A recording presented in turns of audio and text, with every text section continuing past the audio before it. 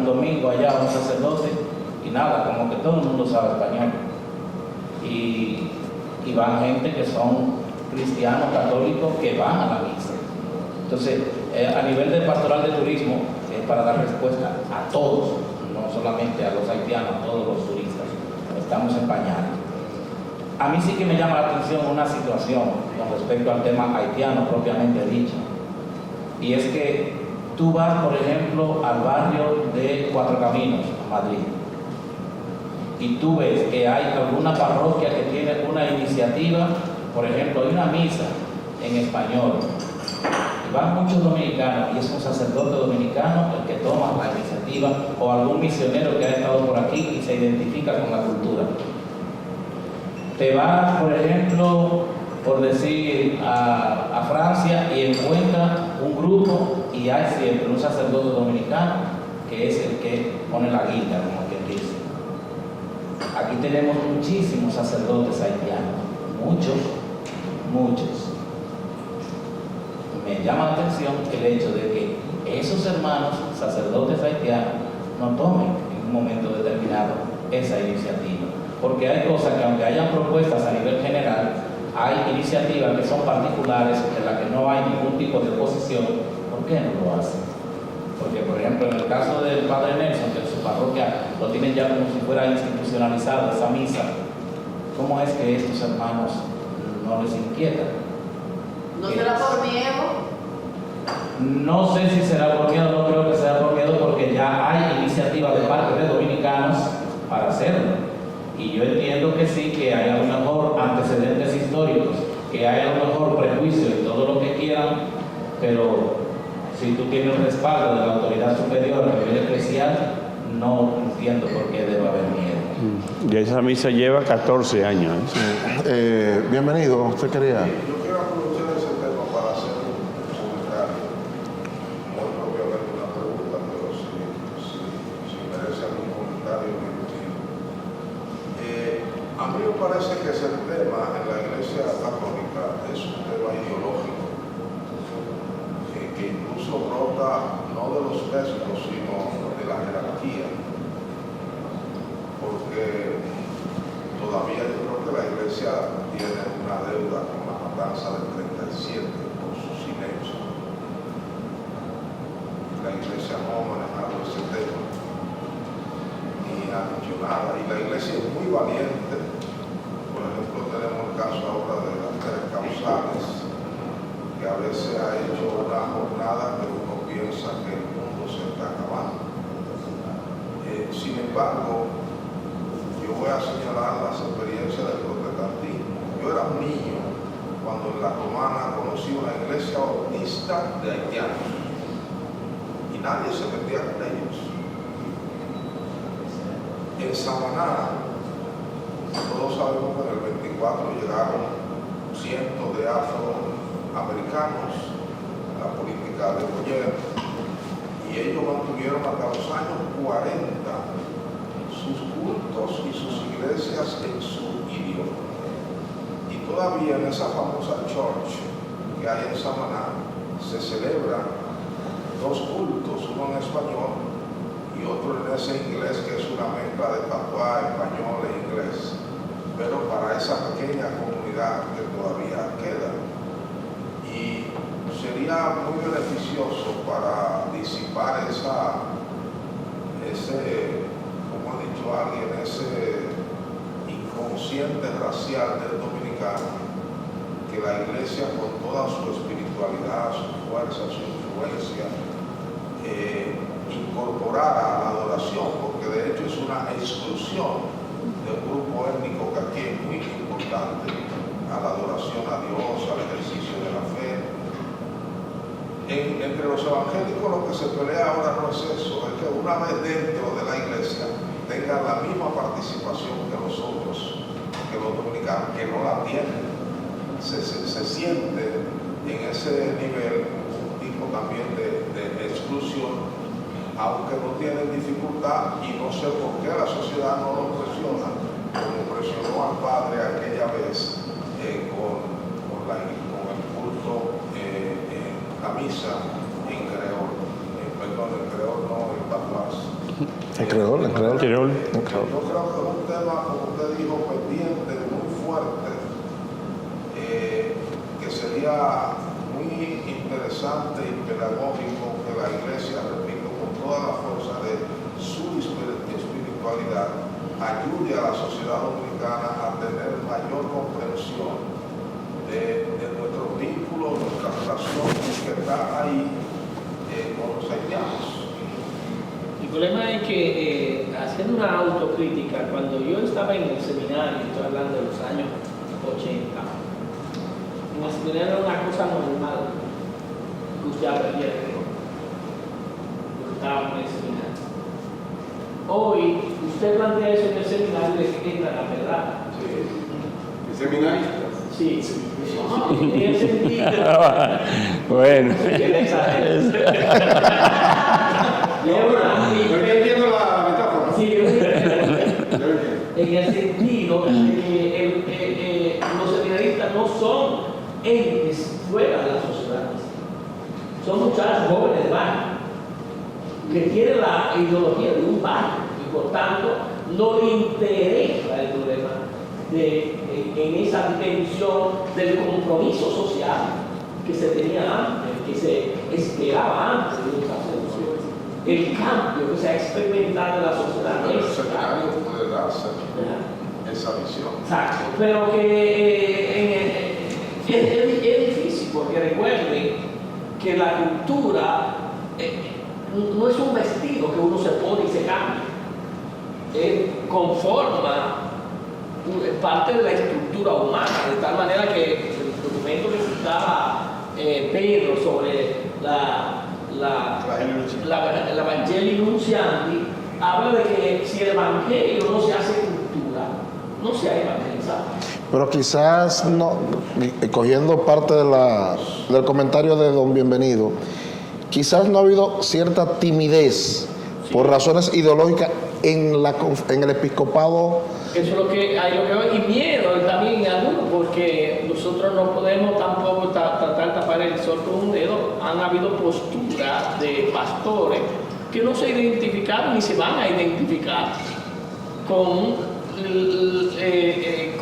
los haitianos, en cambio otros sí, ¿entiendes? Padre, perdóname, y no, pero siguiendo la tesitura, siguiendo la tesitura de los Bienvenidos, yo lo comprendo perfectamente en ese joven imberbe, consciente que viene, que entra al seminario, un muchacho del barrio, con todo el prejuicio y la falta de conciencia. Pero ¿y los profesores? ¿Cómo se le llaman allá? Sí, pues, ¿Y los profesores? Que se supone que tienen otro nivel de conciencia. Son otros problemas que tienen. Bueno, yo voy a hacer un comentario sobre el tema. Bienvenido. Mire, yo hablo de mi experiencia personal. Yo vengo de un barrio de Los Minas y yo conocía muy poco de lo que era la vida de los bateyes. Me chocó una religiosa haitiana que viene de visita al país y ve cómo a sus hermanos lo maltratan. Igual que Moisés, ella se indignó y al dominicano que encontró fue a mí y me dijo de todo en un inglés muy tosco que tenía, porque ella había venido a hacer un curso de inglés y yo no sabía francés ni creol en ese momento, y por lo tanto me sacudió. Lo único que yo le puedo decir es que le prometí al final de esa réplica de ella ir a un batey, y cumplí mi promesa. Fui a un batey y cuando yo vi cómo los dominicanos, los Vicini, la Gulf and Western y el SEA trataban a los haitianos como desechos humanos, esclavos modernos, yo también me indigné. Y de ahí en adelante me acerqué a esa realidad. Ahora menos porque tengo otro trabajo, pero en una época estuve muy de cerca con ellos. Y aprendí la lengua, aprendí la cultura, pasé tiempo en Haití. Es el país que más he visitado como pastor, por distintas tareas. Y la indignación frente al dolor humano creo que es lo que puede ser voz de Dios. Y en esto los dominicanos, todos, iglesia y pueblo, tenemos que hacer un día una conversión, un cambio. No se justifica bajo ningún concepto que a un ser humano se le trate peor que a un animal. Padre, ¿y esa realidad ha cambiado con los años o sigue siendo la misma? ¿O es peor ahora? Yo no diría que es peor, lo que pasa es que es más visible. Es más visible porque los haitianos ya no están en los batalles, están entre nosotros. Hay cosas que han cambiado para bien. Por ejemplo, era impensable que una madre le confiara a su niño a una haitiana, a su recién nacido, para que fuera su niñera. Ahora hay madres dominicanas que tienen haitianas en sus casas cuidando a sus bebés. Yo recuerdo hace unos años cuando una mamá le dijo a las amigas que había buscado una buena muchacha para cuidar a su niña y le dijo que era haitiana. Esas personas se rasgaron la vestidura. Eso ha cambiado, pero sigue habiendo una manipulación política que trata de que los pueblos seamos enemigos. Y esa manipulación viene desde los estados y desde las empresas.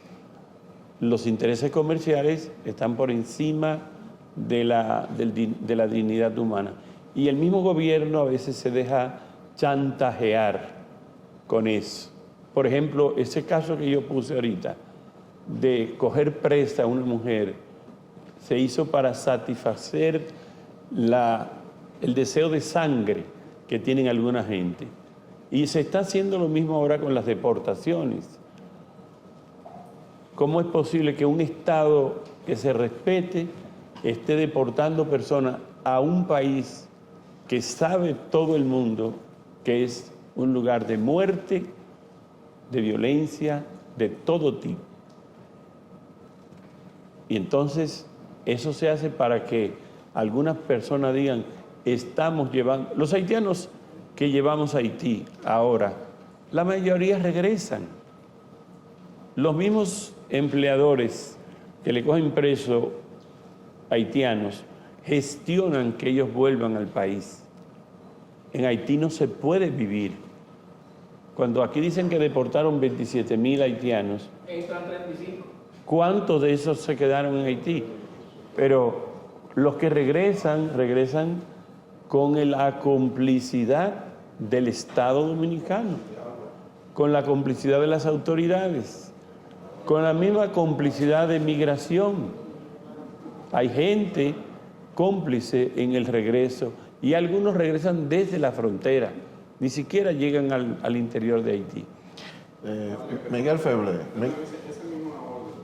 Entonces, ¿cómo? Yo sé que está implícita lo que yo voy a preguntar sobre la respuesta de lo que acaba de decir, pero ¿cómo veo entonces esa competencia entre los principales líderes? Es decir, Abel era el campeador del antihaitianismo, ¿verdad? Sacándolo a diestra y siniestra. Lionel también ultraconservador, extrañamente.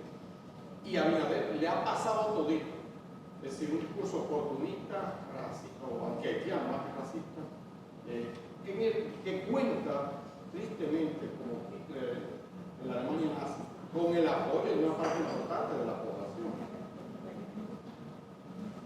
Sí, por eso yo digo que es una irresponsabilidad no solo del gobierno, es responsabilidad del Estado y de nosotros como nación, porque las naciones se respetan y los pueblos nobles no pueden dejar su nobleza.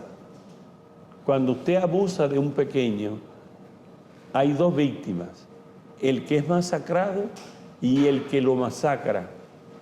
Cuando un hombre adulto maltrata a un niño, él se abaja más que el niño. Y nosotros como nación no podemos perder la nobleza que nos caracteriza. Y eso implica no hacerse cómplice de esto. Y eso es algo que la Iglesia tiene la obligación de decir, pero el dominicano noble también debe decirlo. no podemos llamarnos un pueblo noble si hacemos eso. Y como cristianos decimos que eso Dios lo ve. Miguel Feble. Bueno, lo voy a sacar del tema haitiano, que es políticamente atrayente y quizás también por la sensibilidad humana, pero lo voy a llevar a las parroquias. Porque son una manera de ver, las parroquias están en contacto muy cercano con las comunidades de base de la sociedad dominicana.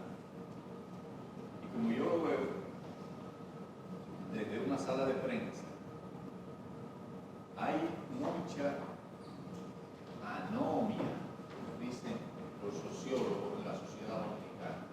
Hay un brote de gente que vive al margen de toda regla y que hace de eso quizás un deporte, para decirlo de alguna manera. ¿Qué hace?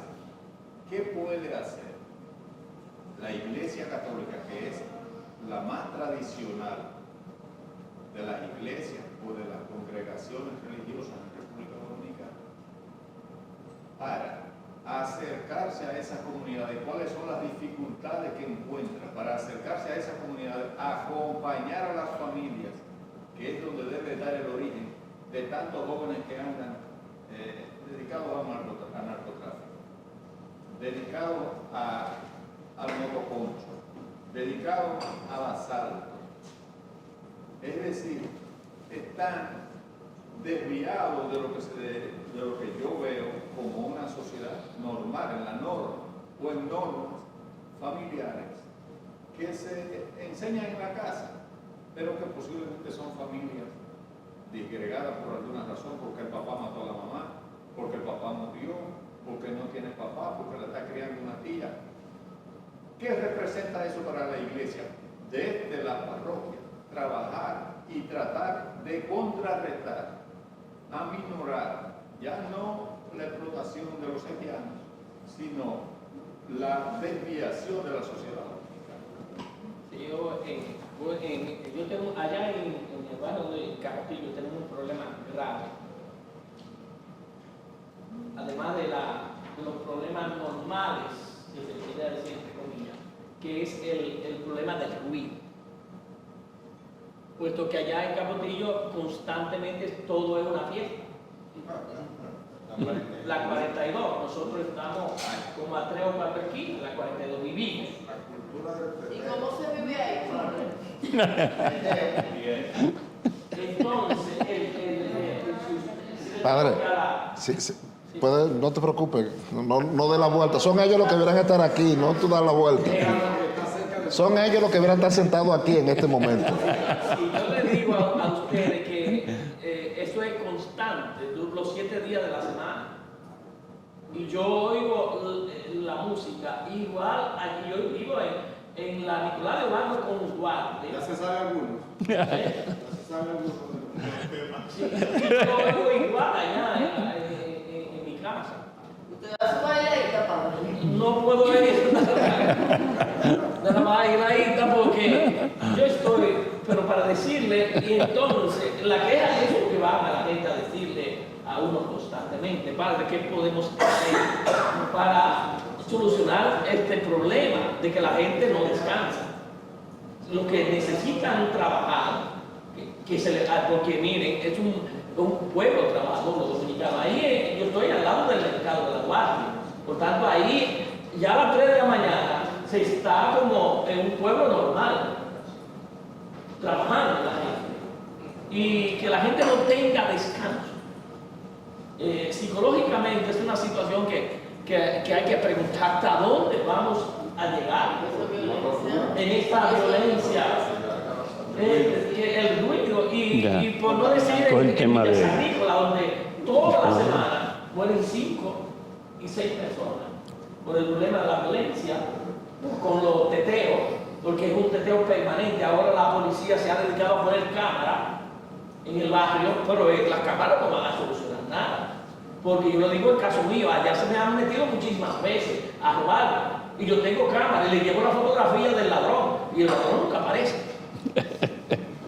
Así que y yo no me preocupo en poner ninguna a la fiscalía porque con agarrarlo y cosas yo no recuerdo nada. Entonces, es decir, lo que estoy hablando es de lo que viven en los barrios nuestros, la gente. Acevedo, pero ¿cómo hemos llegado hasta ahí y cómo evitar que sigamos llegando? Que es mi pregunta. Hemos llegado hasta ahí porque las autoridades, en este pragmatismo político, se hacen de la vista gorda. La policía aquí es un sueldo que tiene. El gobierno, yo no sé, tiene un sueldo porque a toda esa gente se le cobra. El que tiene un radio a tal volumen, la policía se le paga para que la policía no se entere. Peaje. Sí, el peaje. Porque yo le pongo a usted el caso. Ahí de la 42 hay un cuartel de la policía al lado. Y ellos no saben que le está molestando a todo el mundo. El cuartel está al lado de ellos. Pero es una crisis de la familia o de la escuela. De la sociedad. De todo. Es todo en conjunto, porque no es solamente la familia, ni es que las instituciones llamadas a poner orden, no ponen orden. No parece. Amarante. Retomando lo que decía el compañero, desde la iglesia sí, nosotros en ese caso estamos de alguna manera reforzando y quizás cambiando de alguna manera también el esquema que se tiene de la pastoral familiar. Cuando decía la hermana, pero es de la escuela, es de la pastoral, es de la familia, para nosotros básicamente es la familia. Y cuando digo eso lo digo porque en el tema de la escuela que salió así de manera tangencial aquí atrás, señores, en la escuela a veces la gente piensa como que los maestros son los responsables de la educación de los hijos y le reclaman a los maestros y los maestros no están para educar a los hijos. Y hay un problema en la familia ahí. Entonces nosotros desde la pastoral, desde la iglesia, estamos reforzando el tema de la familia. Por eso, si nosotros, ustedes lo saben, se está manejando incluso un concepto distinto de pastoral familiar. Anteriormente, casi el concepto de pastoral familiar era familias sacramentadas y familias nucleares. Ahora el concepto de familia para dar servicio y atención a las diferentes situaciones y realidades. Ya están acogiendo, por ejemplo, y trabajando, acompañando y consejería a viudos, madres solteras, personas vueltas a casar. O sea, se ha abierto el abanico para de alguna manera dar respuesta a realidades distintas que se están presentando en el día a día y ver cómo se puede aportar un granito de arena desde ahí, porque sí que entendemos que en la desestructuración familiar radica la mayor parte de los problemas que se ven en nuestro barrio con nuestros muchachos. Porque tienen abuela, tienen papá, tienen mamá y los que no tienen un tío. Entonces, ¿qué lo lleva a delinquir? Una pregunta, padre. Asumamos como hipótesis lo que usted señala y digamos que allí hay familias estructurales, no hay hipótesis. Hay políticas gubernamentales de salud, de educación, la calle, que puedan coadyuvar a que esa familia... Tienen que hacer incluso cambios de paradigma en la forma de pensar de nosotros como dominicanos, que también tienen que repercutir en eso, pero así no. O sea, con que, como dicen, una golondrina no hace verano, pero nosotros por algo tenemos que comenzar, lo que no podemos es quedarnos de brazos cruzados. Y además creo que el papel de la iglesia no es sustituir al Estado, sino colaborar en todas las dimensiones humanas y sociales. Por ejemplo, en materia de educación, nosotros tenemos cientos de escuelas en convenios, colegios privados, pero la gente quiere las escuelas nuestras. Porque son eficientes las de la iglesia y las del Estado no. Porque queremos, ¿verdad? No sustituimos la responsabilidad del Estado, pero no solamente eso, sino que la calidad de lo que nosotros ofrecemos, los instrumentos que aplicamos, la formación que le damos a nuestros docentes, se ve. Y eso no es que nosotros vamos a sustituir el papel del Estado, nosotros colaboramos. La gente dice que tengamos un Estado dictatorial. que no quite las escuelas, que no cierre las iglesias. La iglesia yo creo que funciona a función del Estado, que le permita participar en el crecimiento de la salud, de la educación, de toda la formación del pueblo. Márquez, usted mencionó la escuela de la Iglesia Católica. Mis hijos estudiaron en una escuela llamada La Hora de Dios. Yo tenía que viajar muchísimo para llevar. Herrera. Pero, ¿qué yo encontraba allí? Ciertas reglas que no encontraba en la escuela pública o en un colegio. Entonces, ¿no serán las reglas lo que hacen la diferencia? Yo ese es el trabajo que hago. Yo soy de la pastoral. Tenemos un colegio allá donde está la parroquia Santa Cruz de Ar con 1.500 estudiantes. Y el problema que se presenta es que todo el mundo quiere que lo admitan allá. Es uno de los grandes problemas. E incluso nos acusan de que tenemos privilegios. Tráfico de influencia. Porque no tenemos el espacio para todo el mundo que quiera. Si yo abriera inscripción allá, a las 3 de la mañana habría una fila enorme de gente, como ha sucedido en algunas ocasiones. La diferencia reside en la política. Yo no me voy a tratar de engañar. Porque hay escuelas públicas que funcionan bien si el director se dispone que funcione bien. Y si tiene el apoyo político, porque ¿cuál es el problema?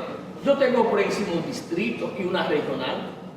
Si yo a un maestro le exijo que cumpla con el horario con que a él se le paga y él se me va al distrito y el director del distrito lo apoya, ¿qué yo puedo hacer? Nada. Porque la autoridad que lo dirige a él no hace presión para que yo siga funcionando en mi escuela. Él me quita la autoridad a mí en la escuela y apoya